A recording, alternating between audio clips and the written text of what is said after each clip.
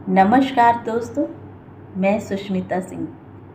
रोचक कहानियों की श्रृंखला में आज सुनेंगे सशक्त कथाकार पुष्पा सक्सेना की कहानी अकस्मात। तो आइए सुनते हैं कहानी। टैक्सी रोकने को उठे मीता के हाथ पर किर्रे के साथ येलो कैब रुक गई। टैक्सी ड्राइवर एक सौम्य अमेरिकी युवक था। थोड़ा सा टैक्सी का शीशा उतारकर शालीनता से अंग्रेजी में पूछा था, यस मिस, आइए, कहाँ जाना है? अपने कॉलेज का नाम बताती मीता कैब में बैठ गई थी। कॉलेज का पता बताने के प्रयास में चालक ने शांति से जवाब दिया था, डोंट वरी, मुझे पता मालूम है, बस अपने डिपार्टमेंट का नाम बता दीजिए। 20 मिनट में टैक्सी मीता के डिपार्टमेंट के सामने रुकी थी। टैक्सी से उतरकर मीता के लिए डोर खोलते चालक ने पूछा था, आपका क्लास किस समय खत्म होगा? आपको वापस ले जा सकता हूँ। नहीं, उसकी ज़रूरत नहीं है, मैं मैनेज कर लूँगी। आपने जहाँ से कैब ली उस तरफ शाम को कोई बस नहीं जाती। सड़क की मरम्मत की वजह से शाम को ब्रिज पर ट्रैफिक वन वे हो जाता है, आपको मुश्किल हो सकती है। थैंक्स, मैं मुश्किलों से नहीं डरती। उसकी बात अधूरी काट मीता ने कहा, एनीवे, ये लीजिए, मेरा कार्ड रख लीजिए, शायद कभी ज़रूरत में काम आ सकूं। पेमेंट करती मीता के हाथ पर उसने अपना कार्ड रख दिया। कार्ड देने के बाद तुरंत टैक्सी स्टार्ट करके वह जा चुका था। मीता के मन में आया कार्ड पर्स में न रखे। फिर कुछ सोचकर कार्ड पर सरसरी निगाह डाली थी। कार्ड पर रिचर्ड ब्राउन नाम के साथ टेलीफोन नंबर दिया हुआ था।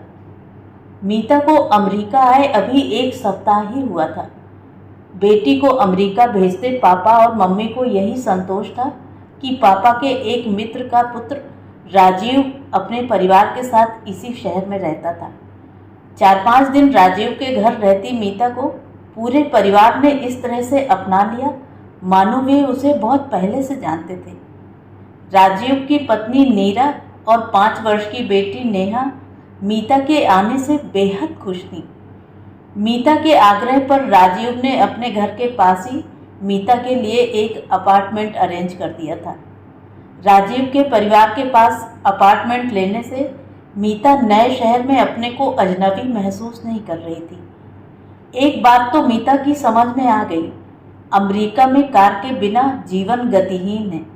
जल्दी ही उसे ड्राइविंग स्कूल ज्वाइन करना होगा।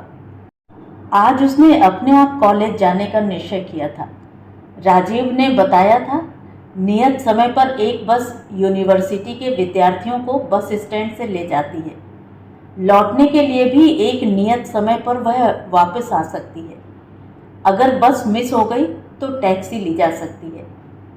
आज अपार्टमेंट की चाबी खोजती मीता बस के लिए लेट हो चुकी थी, पर जल्दी ही टैक्सी मिल जाने से वह समय पर पहुंच गई। एमबीए करने आई मीता को अपना डिपार्टमेंट बहुत अच्छा लगा था। प्रोफेसर के लेक्चर उसे प्रभावित करने में पूर्ण सक्षम थे।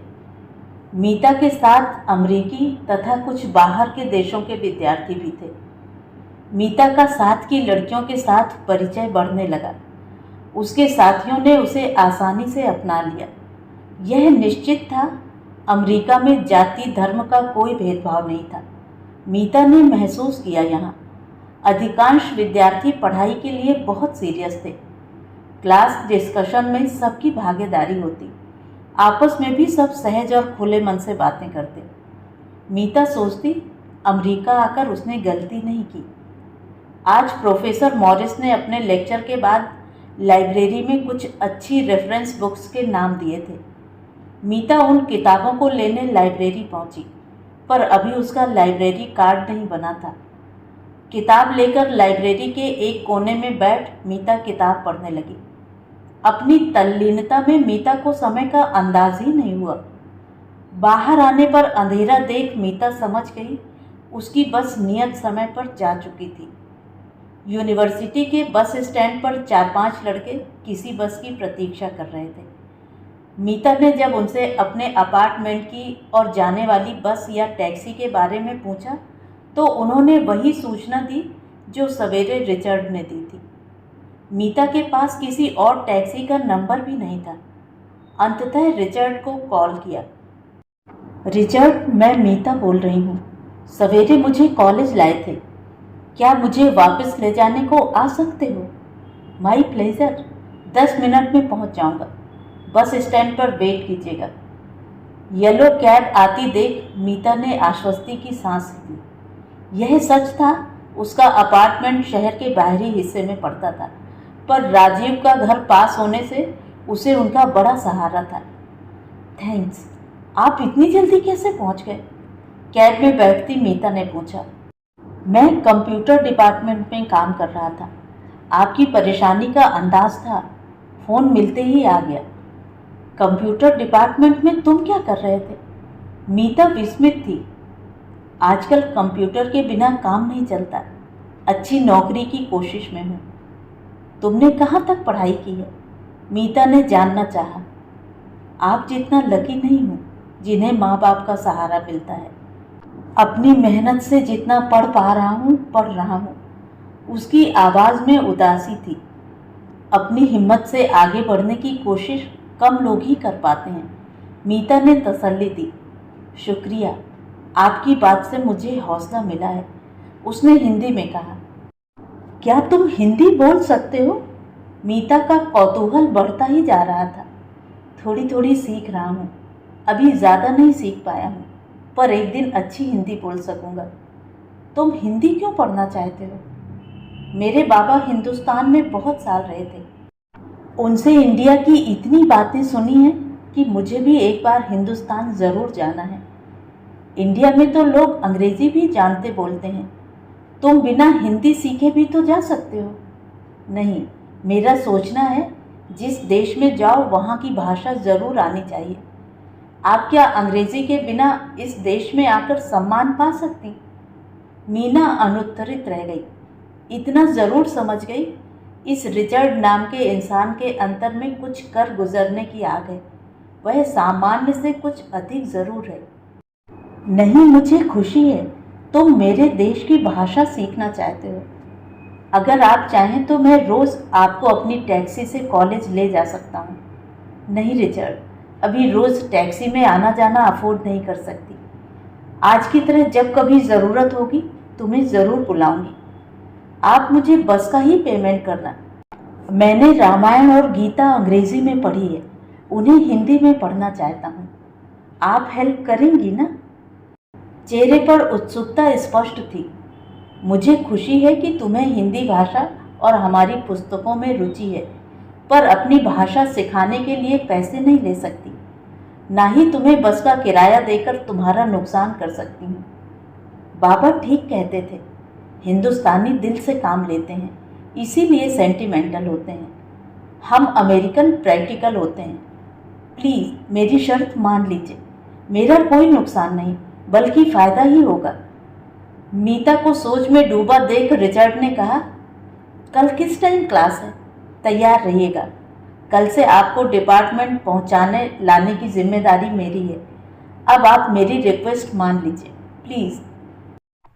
ठीक है, कल 8 बजे जाना है। जल्दी पहुंचकर लाइब्रेरी में कुछ पढ़ सकती हूँ। Thank you. ठीक वक्त पर पहुंच जाऊंगा। अपार्टमेंट पहुंची मीता सोच में पड़ गई है। एक टैक्सी ड्राइवर से पहले दिन ही इतनी बातें करना और उसकी शर्त मान लेना क्यों संभव हुआ? इंडिया में तो टैक्सी ड्राइवर हमेशा संदेह के दायरे में रहते हैं। एक बात तो ज़रूर थी, वह काफ़ी पढ़ा लिखा और बुद्धिमान लगता है। कल राजीव और नीरा से बात करने की सोचकर मीता सो सकी थी। दूसरी सुबह डोरबेल सुनकर मीता ने दरवाज़ा खोला था। नमस्ते, मैं नीचे वेट कर रहा हूँ। रिचर्ड के चेहरे पर खिली मुस्कान थी। ठीक है, आती हूँ। एक कप चाय पी लूँ? देर तो नहीं होगी? आप अपना टाइम लीजिए, कोई जल्दी नहीं है। इतना कहकर वह चला गया। मीता के दिल में आया उसे भी चाय ऑफर कर दे, पर अपनी सोच को झटक जल्दी से चाय खत्म कर बाहर आ गई। उसे देख रिचर्ड टैक्सी से बाहर आ गया और मीता के लिए पीछे का दरवाज़ा खोल दिया। आपके साथ हिंदी में बात करने की कोशिश करूँगा। मैं जल्दी से जल्दी हिंदी सीखना चाहता हूँ। इतनी जल्दी की कोई वजह है रिचर्ड?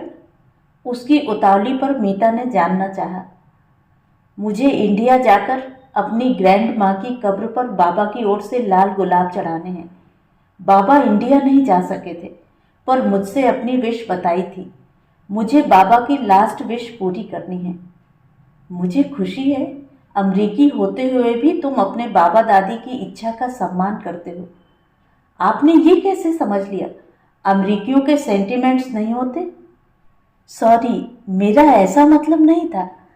मीता को अपनी गलती समझ में आ गई। शाम को जब फ्री हो जाएं, कॉल कर लीजिएगा। शाम को मैं इधर ही होता हूँ। शाम को मीता राजीव के घर जा पहुंची। उसे देखकर नेहा मीता से लिपट गई। नीरा ने भी प्यार से कहा। जब से मीता अपने अपार्टमेंट में शिफ्ट हो गई, घर खाली लगने लगा है। कहो मीता, कॉलेज कैसा चल रहा है? बस तो आसानी से मिल जाती है, राजीव ने पूछा। उत्तर में मीता ने रिचर्ड के बारे में बताकर कहा, रिचर्ड कोई सामान्य टैक्सी ड्राइवर नहीं लगता। उसकी नॉलेज देखकर लगता है जैसे वह कोई और व्यक्ति है, सिर्फ टैक्सी ड्राइवर नहीं है। हो सकता है। यहाँ कॉलेज की पढ़ाई बहुत महंगी होती है। बहुत से स्टूडेंट्स पार्ट टाइम जॉब करके पढ़ते हैं। अक्सर एजुकेशन लोन के कर्ज को उतारने के लिए भी उन्हें पढ़ाई के साथ कोई काम करना होता है। वक्त मिलने पर इस रिचर्ड के बारे में पता करूँगा, राजीव ने कहा। डिनर के बाद सबके साथ आइसक्रीम खाकर वापस लौटी मीता खुश थी। दूसरी सुबह मीता समय से पहले ही बाहर आ गई। अपार्टमेंट के सामने छोटा सा पार्क था। कुछ देर खुली हवा में घूमने से ताजगी मिलती है। अचानक उसकी निगाह पार्क के कोने में एक बेंच पर बैठे रिचर्ड पर पड़ी थी। गोद में लैपटॉप लिए रिचर्ड की उंगलियां तेजी से कुछ टाइप कर रही थी। विस्मित मीता चुपके से रिचर्ड के पीछे जा खड़ी हुई। मीता ने पढ़ा, रिचर्ड के नाम के साथ MS कंप्यूटर साइंस लिखा हुआ था। वह कोई फाइनल रिपोर्ट सबमिट कर रहा था। अच्छा, तो तुम ये रिचर्ड ब्राउन हो। मुझसे सच क्यों छिपाया रिचर्ड? इतना तो समझ गई थी कि तुम कोई साधारण टैक्सी ड्राइवर नहीं हो, पर तुम कंप्यूटर साइंस में मास्टर्स कर चुके हो, ये नहीं पता था। ओह, आप? सॉरी, सोचा था जब इस रिपोर्ट का रिजल्ट आ जाएगा तब अपने बारे में बता सकूंगा। मेरे डिपार्टमेंट के हेड को विश्वास है कि मेरी यह प्रोजेक्ट मेरा सपना पूरा कर सकेगी। मुझे यकीन है तुम्हारे हेड का कथन सच होगा। माफ़ करना रिचर्ड, तुम्हें एक टैक्सी ड्राइवर समझती रही। वैसे तुम्हारी बातें हमेशा विस्मित करती रहीं, मीता ने सच्चाई से कहा। मुझसे माफ़ी मांगकर शर्मिंदा न करें। अगर मंजूर है तो आज से मुझे अपना दोस्त स्वीकार कर लें। ज़रूर, आज से हम दोस्त हुए। अब चलें, तुम्हें अपनी प्रोजेक्ट भी तो सबमिट करनी है। अब तुम मुझे मीता जी नहीं, सिर्फ मीता कहना। वैसे भी तुम कंप्यूटर साइंस में मास्टर्स पूरा कर चुके हो और मैं अभी MBA कर रही हूँ, तो तुम मुझसे सीनियर हुए ना। अब जल्दी ही मुझे अपने लिए कार खरीदनी होगी। आपने कहा था आप ड्राइविंग सीखना चाहती हैं। अपनी कार पर आपको ड्राइविंग सिखाऊंगा। रिचर्ड मुस्कुरा रहा था। सच? मुझे ड्राइविंग सिखाओगे? मीता की आवाज़ में उत्सुकता थी। अपनी दोस्त के लिए इतना करना तो मेरा फ़र्ज़ है मीता। रिचर्ड ने एक गहरी दृष्टि मीता पर डाली थी। एक सप्ताह बाद कॉलेज जाने के लिए बाहर आई मीता येलो कैब की जगह एक सफ़ेद कार देखकर सोच में पड़ गई। तभी खुशी से उमंगते रिचर्ड ने एक लाल गुलाब मीता को देते हुए कहा, मेरा सपना सच हुआ मीता। मुझे अपने डिपार्टमेंट में लेक्चरर का जॉब मिल गया। मेरी प्रोजेक्ट को इंटरनेशनल सेमिनार में प्रेजेंट किया जाएगा। अभी तो बस यही पहला कदम है, मुझे बहुत आगे जाना है। बधाई रिचर्ड, तुम्हारी सफलता पर मुझे गर्व है, गुलाब लेती मीता ने कहा। एक दिन आपने कहा था मेहनत करने वाला आकाश छू सकता है। शायद वो बात मेरी इंस्पिरेशन बन गई, तभी इस प्रोजेक्ट को शुरू किया था। कब सोचा था एक चर्च के ऑर्फनेज में पला बढ़ा एक दिन ये रिचर्ड इतना कुछ पा सकेगा। तुमने कभी अपने बारे में कुछ नहीं बताया। क्या तुम्हारे पेरेंट्स नहीं रहे? इसलिए चर्च के अनाथालय में रहना पड़ा। मीता सहानुभूति पूर्ण थी। मैं एक ब्रोकन फैमिली की औलाद हूँ मीता। ब्लैक पापा और अमेरिकी मॉम की बेमेल शादी किसी तरह 11 साल तक चली। फिर एक दिन मुझे अकेला छोड़कर दोनों ने अपनी अपनी अलग दुनिया बसा ली। चर्च के फादर ने ही मुझे सही राह दिखाई है। मुझे तुम्हारे लिए दुख है रिचर्ड, पर खुशी है कि तुमने परिस्थितियों से हार नहीं मानी। दिन बीत रहे थे।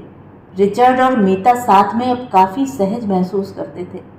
मीता की पढ़ाई सुचारू रूप से चल रही थी और रिचर्ड अपने विद्यार्थियों के बीच बहुत पॉपुलर होता जा रहा था।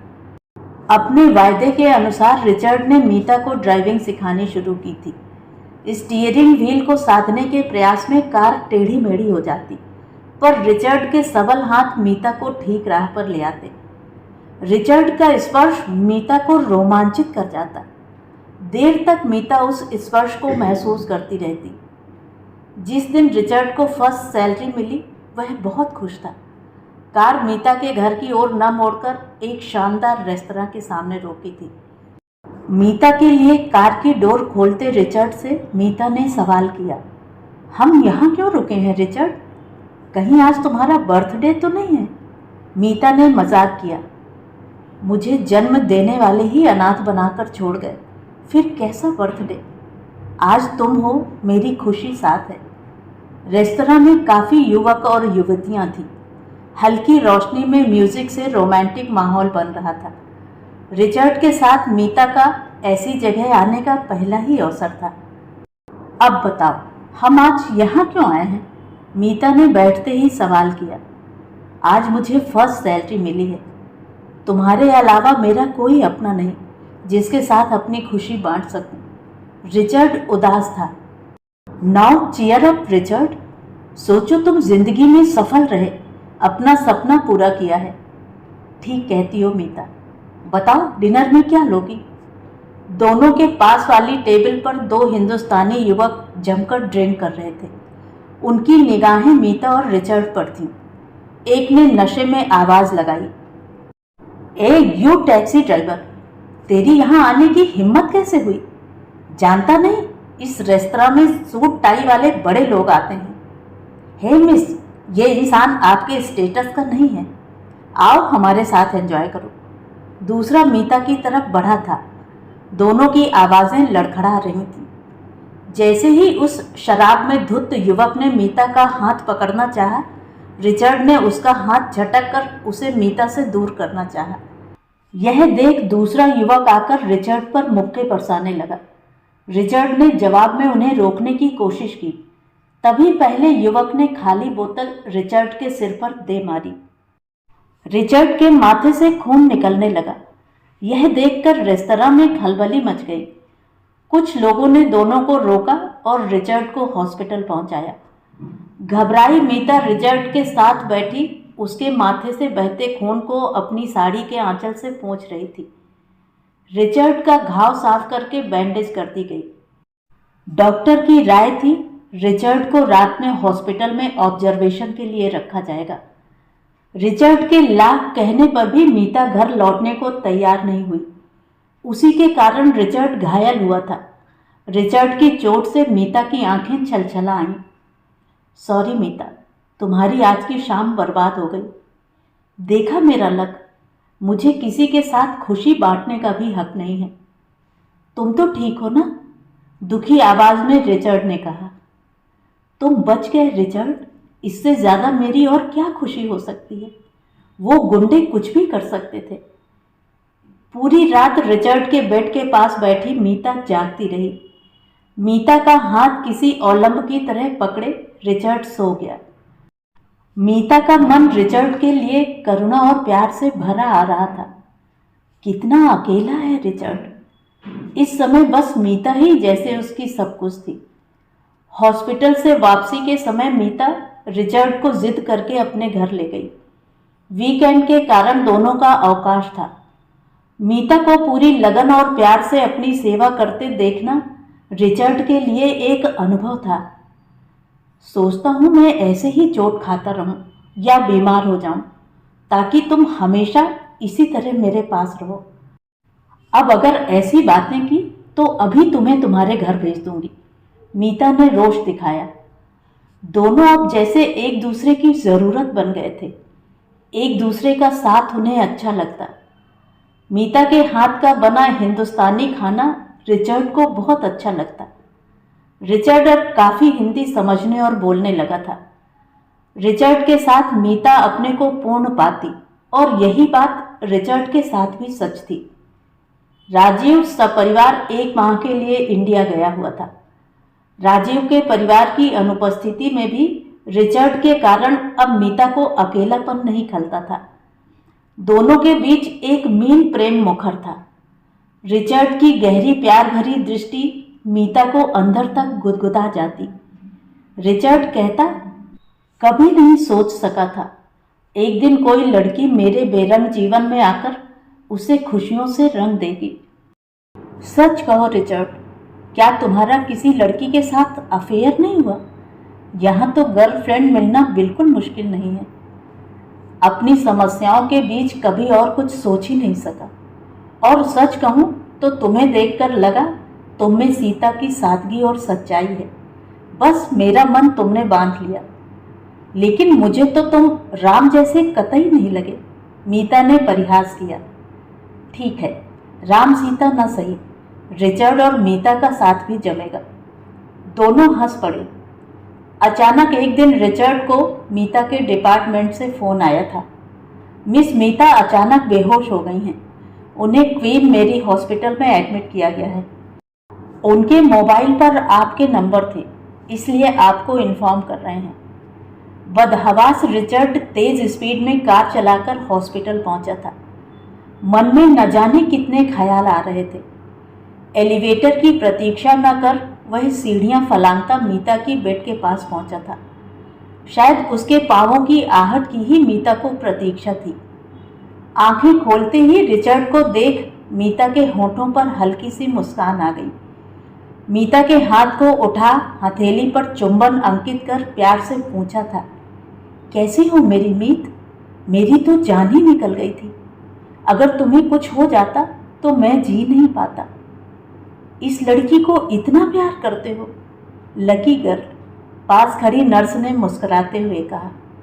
यस नर्स, आज जान पाया ये लड़की मेरी जिंदगी में क्या जगह रखती है। कोई सीरियस बात तो नहीं है? शब्दों में रिचर्ड की चिंता स्पष्ट थी। परेशान मत हो, इसे कोई स्ट्रेस रहा होगा। एग्ज़ाम पास आने पर अक्सर स्टूडेंट्स को ऐसा हो जाता है। मीता कभी सोच भी नहीं सकी थी अनजाने ही वह रिचर्ड पर कितना निर्भर हो गई थी। बेहोशी खुलते ही उसके मन में बस रिचर्ड का ही ख्याल आया था। रिचर्ड को सामने देख जैसे वह जी गई थी। उसके लिए रिचर्ड कुछ भी करने को तैयार रहता था। हमेशा कहता, तुम मेरी प्रेरणा हो, तुम्हारे साथ ने मुझे आकाश की ऊंचाइयां छूने की हिम्मत दी है। अब मैं अकेला नहीं हूँ, तुम मेरे साथ हो। बचपन के उदासी भरे दिन भूलकर जैसे नई खुशियां मिल गई हैं। डॉक्टर ने मीता को आराम करने की सलाह दी थी। रिचर्ड ने मीता को इस सावधानी से कार में बैठाया मानो वह कांच की गुड़िया हो जो जरा सा हिलते ही टूट जाएगी। मीता के घर पहुंच मीता को बेड तक उसी सावधानी से सहारा देकर ले गया। उसे परेशान देख मीता ने कहना चाहा, तुम बेकार परेशान हो रहे हो, अब मैं बिल्कुल ठीक हूँ। देखो मीता, अब तुम अपनी ज़िंदगी से इस तरह खिलवाड़ नहीं कर सकती। तुम्हारी ज़िंदगी पर मेरा भी अधिकार है।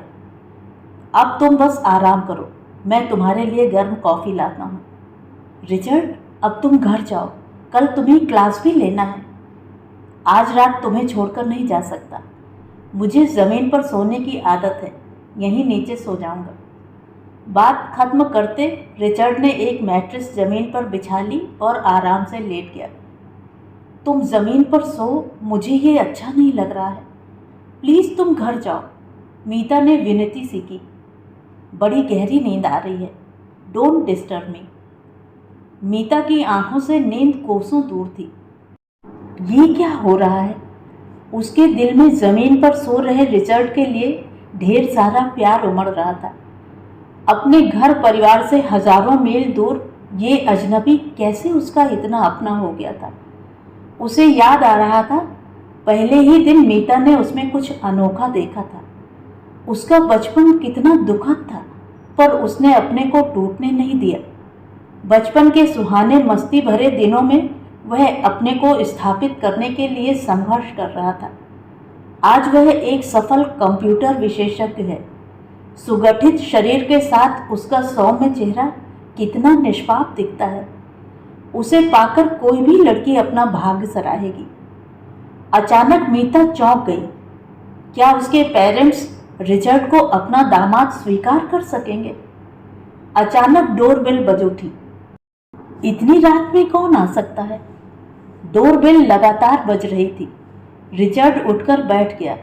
मीता भी उठ गई। उसकी आंखों में भय था। डरो मत मीत, मैं देखता हूँ। दरवाज़ा खोलते ही एक पुरुष के साथ एक स्त्री खड़ी थी। साथ में एक सूटकेस भी था। आप कौन? इस समय यहाँ किसके पास आए हैं? मीता, ये मीता का ही घर है ना? पुरुष ने कड़ी आवाज़ में पूछा।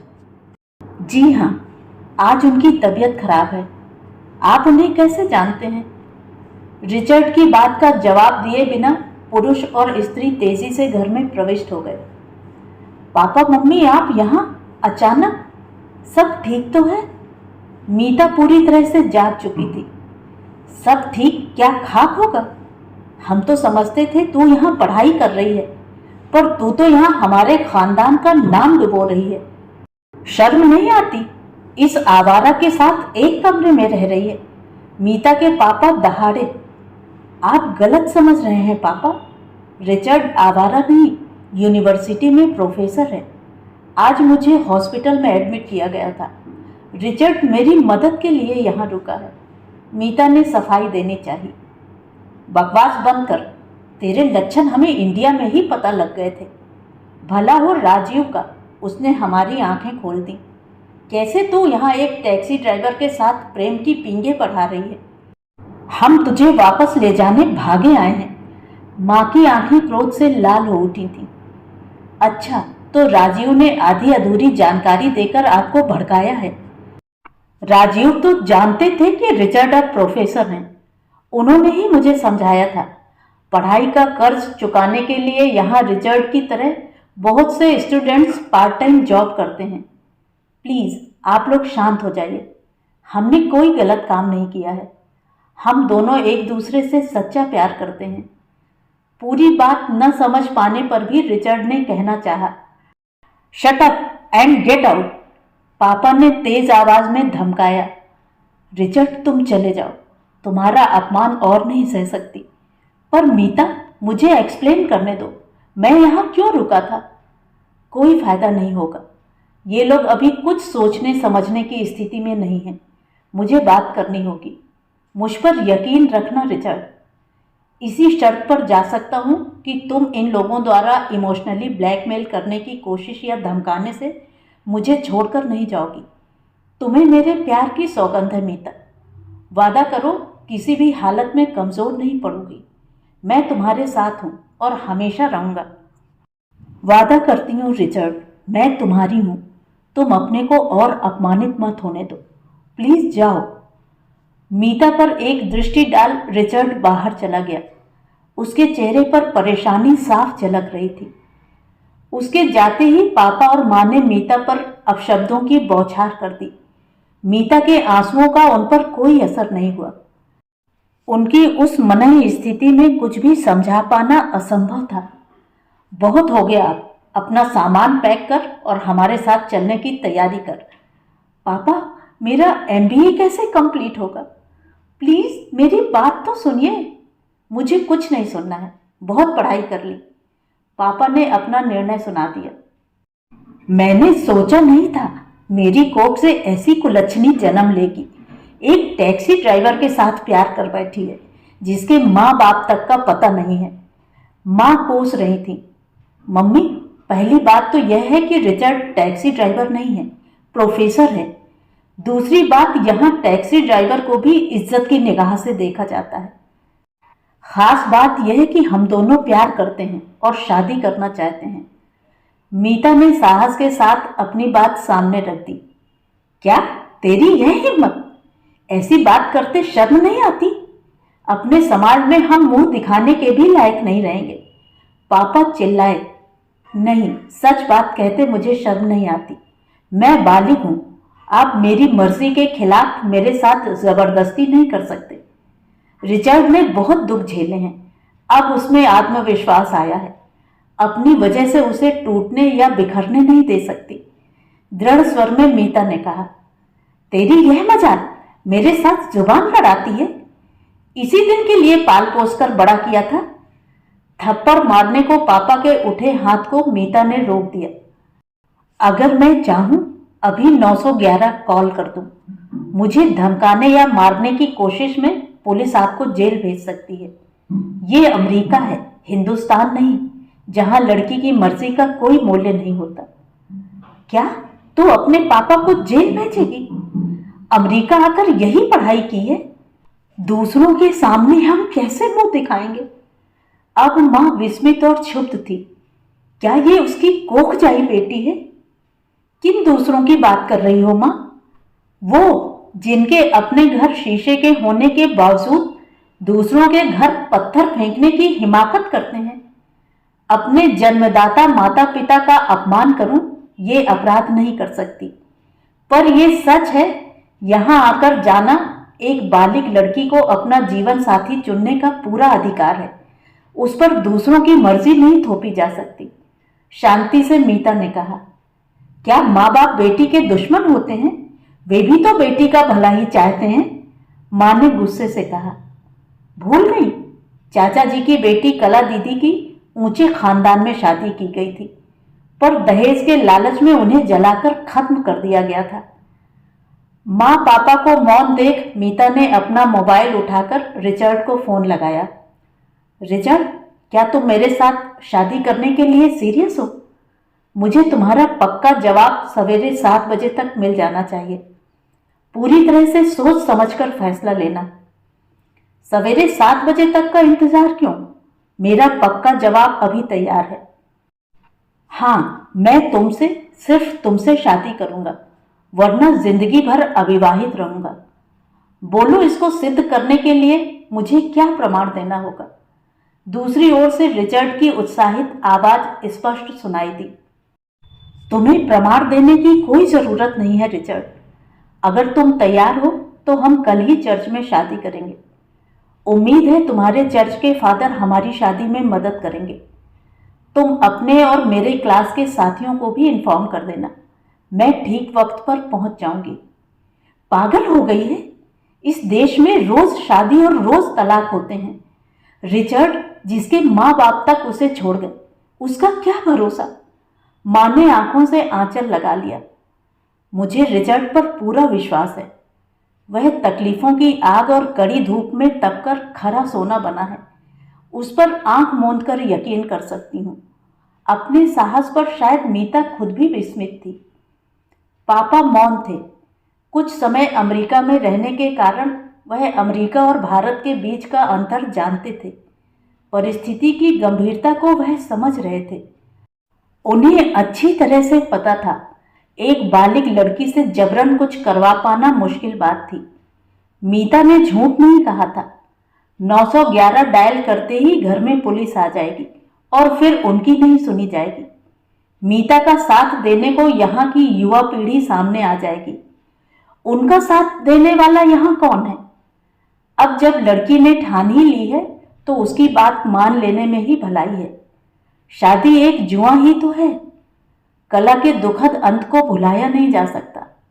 शायद मीता ठीक कह रही है। मेरी आप दोनों से विनती है, अगर संभव हो शादी में सम्मिलित होकर हमें आशीर्वाद दीजिए। आपके आशीर्वाद के बिना हमारी शादी अधूरी रहेगी। मेरा विश्वास कीजिए, रिचर्ड बहुत अच्छा इंसान है। जाति और धर्म से ज्यादा बड़ी चीज इंसानियत है। पापा को सोच में पड़ा देख मीता ने कहा, तू कैसे कह सकती है? रिचर्ड तुझे धोखा नहीं देगा? पापा ने आखिरी सवाल पूछा। रिचर्ड सेल्फ मेड इंसान है। पापा, आपने भी तो जीवन में बहुत संघर्ष झेला है। और ऐसे लोगों की आप इज्जत करते रहे हैं। मुझे रिचर्ड की ईमानदारी और अपने प्रति उसके प्यार पर पूरा भरोसा है। आपकी बेटी गलत निर्णय नहीं ले सकती, पूरे विश्वास से मीता ने कहा। बचपन से तेरी जिद पूरी करता आया हूं, अब ये आखिरी जिद भी माननी ही पड़ेगी, पापा ने कहा। थैंक यू पापा। खुशी से मीता पापा के गले से लिपट गई। अकस्मात लिए अपने फैसले पर मीता को विश्वास कर पाना कठिन लग रहा था। उसमें कहां से ये फैसला करने का साहस आ गया था? उसने तो इस हिम्मत की कल्पना भी नहीं की थी। नहीं, शायद इस स्थिति का सामना करने के लिए वह मन ही मन अभ्यास करती रही है और आज अकस्मात ही उसने अपना फैसला सुना डाला था। उससे भी ज्यादा पापा की स्वीकृति उसे विस्मित कर रही थी। निश्चय ही जीवन में पहली बार ऐसा साहसी निर्णय वह रिचर्ड और अपने प्यार के कारण ही ले सकी थी। रिचर्ड ने ठीक कहा था, राम और सीता की ना सही, रिचर्ड और मीता की जोड़ी तो जमेगी। ये बात याद करती मीता के होठों पर मीठी मुस्कान तिराई। अकस्मात लिए अपने फैसले के बाद मीता को अब एक नई सुबह की उत्सुकता से प्रतीक्षा थी। तो ये थी कहानी। कहानी आपको कैसी लगी कमेंट करके ज़रूर बताएं। और अगर मेरे द्वारा सुनाई हुई कहानियाँ आपको अच्छी लगती हैं और आप मेरे चैनल पर पहली बार आए हैं तो चैनल को सब्सक्राइब ज़रूर करें, लाइक करें और अपने दोस्तों और परिचितों में शेयर भी करें। बेल आइकन दबाना बिल्कुल भी ना भूलें। धन्यवाद।